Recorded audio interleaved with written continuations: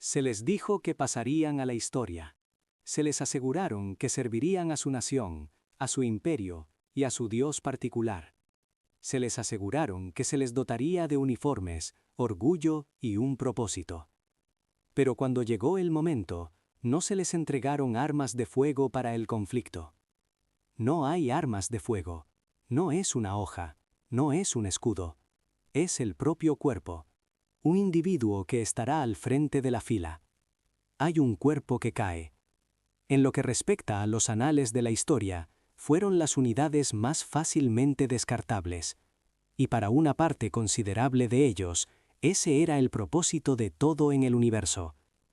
En parte debido al hecho de que por cada fuerza de élite que cambió el curso de la historia, como los Navy SEALs, la Guardia Pretoriana y la caballería pesada mongola, también hubo quienes nunca se esperaba que regresaran. No redundaba en su propio interés salir victoriosos. Su objetivo era ser ejecutados, enviándolos a la muerte. Además, la historia ha hecho un intento concentrado de borrarlos de la historia. Dicho esto, nosotros no haremos tal cosa. Para poner las cosas en marcha, echemos un vistazo a una de las versiones más viles de esta estrategia que jamás se haya aplicado en la historia de la civilización moderna. Fue la Segunda Guerra Mundial. La Unión Soviética estaba en escena. Durante la invasión relámpago de la Unión Soviética, conocida como Operación Barbarroja, millones de tropas nazis irrumpieron por Europa del Este en un intento de tomar el control del país. Al despuntar 1941, Hitler ya había desplazado su enfoque hacia el este y comenzado la operación. A pesar de su enorme tamaño, el Ejército Rojo estaba desorganizado, mal preparado y en un estado de desorden para el conflicto. Por otro lado, secciones enteras fueron completamente arrolladas. La munición escaseaba por aquel entonces. La moral de los soldados estaba en mínimos históricos, comparable al frío en una trinchera siberiana. El resultado fue que Stalin dirigió su enfoque, lleno de terror, hacia algo más. No solo eso, sino también el terror del oponente. Sin embargo, se debería vigilar el propio bando. La orden que emitió fue la número 227, y decía: ni un paso atrás. Cualquier soldado que huyera sin permiso se exponía al peligro de ser fusilado por sus propios comandantes o por los temidos batallones de bloqueo que se encontraban tras ellos. Esto era un requisito. Por otra parte, eso ni siquiera era el aspecto más aterrador de todo aquello. Los batallones de castigo eran tropas compuestas por prisioneros políticos, desertores y aquellos considerados enemigos del pueblo. La Unión Soviética comenzó a activar estos batallones para castigar a quienes se consideraban enemigos del pueblo. Como resultado, eran enviados al frente con muy poco o ningún equipo, y a menudo carecían de armamento. Esta fue la consecuencia de su despliegue. En diversos momentos, recibieron la instrucción de buscar armas de fuego entre los muertos. A veces se les ordenaba marchar por delante del ejército principal y atraer el fuego, lo que significaba que debían interceptar las balas para que los soldados reales tras ellos pudieran entrar. Esto se hacía para que el ejército principal pudiera avanzar. Se planeó usarlos como carne de cañón. Por otro lado, la maquinaria de Stalin era increíblemente brutal por su diseño. Sin ningún valor duradero, prescindibles. Se les ha olvidado. Por otro lado, no fueron los primeros en seguir este enfoque. Hace más de 2000 años, el Imperio Persa empleó una técnica extremadamente similar a la que se utiliza hoy en día.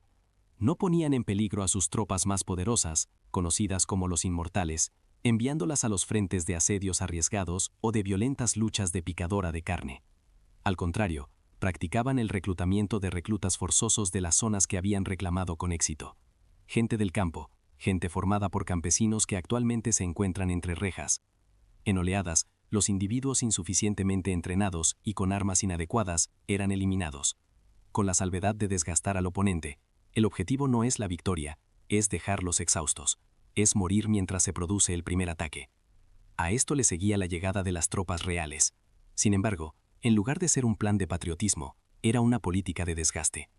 Además, todo tuvo éxito hasta que terminó.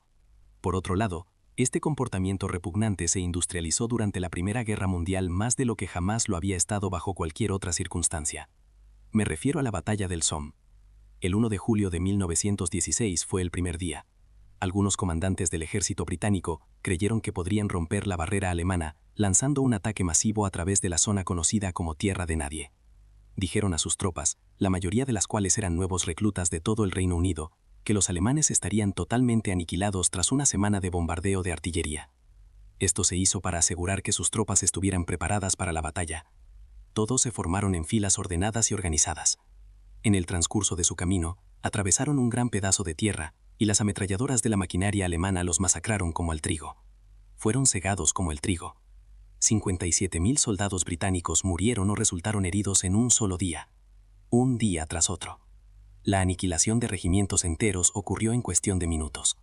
La primera unidad de Terranova fue la única que estuvo peligrosamente cerca de ser eliminada del esfuerzo bélico.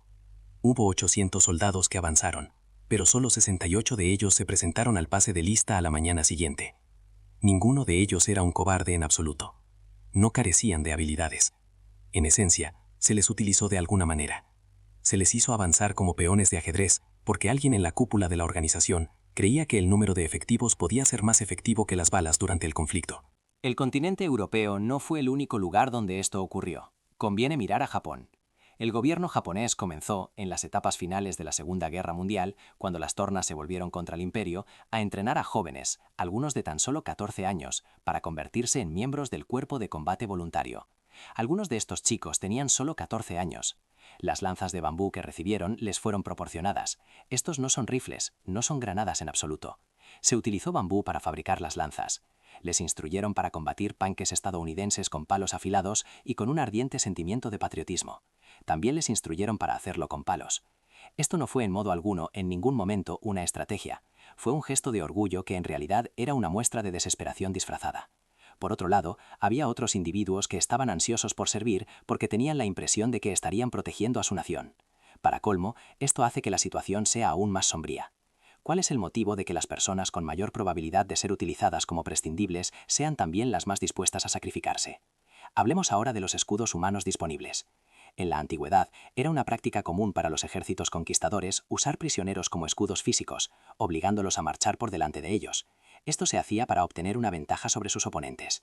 Los responsables de llevarlo a cabo fueron los asirios. Los mongoles fueron quienes lo crearon. No era inusual que los romanos mostraran tal comportamiento. Respecto a la guerra entre Irán e Irak, que tuvo lugar en la década de 1980, existen afirmaciones de que ambos bandos emplearon estrategias conocidas como tácticas de oleadas humanas para despejar caminos para las tropas posteriores. Estas estrategias implican enviar voluntarios desarmados, principalmente adolescentes, a través de campos de minas. En ocasiones recibían llaves de plástico, de las que se decía que eran llaves del paraíso. En otras ocasiones recibían llaves de plástico. Los nudos se usaron para atar sus cuellos. Esta era su arma de elección, una que puede abrir la puerta que conduce al paraíso. Esta táctica cobró notoriedad como consecuencia del hecho de que provocó la muerte de innumerables individuos. Por otro lado, eso es lo que sucede cuando solo te quedan tus últimos guerreros y lo único que te queda es la ideología y el miedo. Uno podría engañarse fácilmente creyendo que todo esto proviene de una historia muy antigua, ya que esto no es algo en lo que los ejércitos modernos se involucren o sigan haciendo. Pero mire de nuevo más de cerca. Hay fuerzas que incluso hoy en día, en el siglo XXI, pueden ser reemplazadas. En general, no son fácilmente reconocibles. A veces son quienes son enviadas a zonas de alto riesgo sin las restricciones o protecciones que habitualmente ofrece un ejército soberano. Los contratistas militares privados son a veces quienes son enviadas a estas zonas. Hay casos en las que son milicias voluntarias, lo que significa que reciben equipo obsoleto y una formación deficiente, y se les encarga mantener una línea que nunca se pretendió que pudieran mantener. En ciertos casos, es incluso un reclutamiento económico, donde los hijos de familias con menores ingresos se ven obligados a luchar en primera línea, mientras que a los hijos de familias con mayores ingresos se les permite quedarse en casa. En cada giro, la historia es la misma. Se tiene la capacidad de vestirlo con cualquier uniforme que se pueda imaginar. La justificación, por el contrario, es continua y consistentemente muy efectiva. Es importante utilizar a aquellos que uno pueda permitirse perder. Y aquí está la desalentadora verdad. Produce los resultados deseados. En Roma fue un éxito comercial. Persia es el lugar. La ubicación geográfica de Vietnam, lo mismo que en Irak. La ubicación geográfica de Ucrania, particularmente en el país de Afganistán. La gente está dispuesta a permitirse creer que es importante, razón por la cual tiene éxito. Incluso cuando sus líderes saben que no lo son, continúan. El hecho de que enseñemos el sacrificio como una virtud es la razón por la que tiene tanto éxito, aunque funcione de una manera explotadora. Además, es eficaz ya que la mayoría de nosotros prefiere recordar a los héroes que usan espadas que a los olvidados que blanden palos. Este factor contribuye a la eficacia de la estrategia. Por otro lado, las sombras son una marca distintiva de cualquier monarquía. Son exactamente así, las unidades que nunca se pretendió que regresaran siquiera al campo de batalla. Personas que, en primer lugar, ni siquiera pueden adquirir armas de fuego. Ni siquiera son órdenes, ni siquiera es la muerte. Si este examen de la historia de unidades que se intentó olvidar ha cambiado la forma en que mira los sacrificios en el campo de batalla, suscríbase al canal y dele a me gusta. Nos hemos dedicado a la tarea de desenterrar la historia que se intentó sepultar. Sembremos juntos el futuro.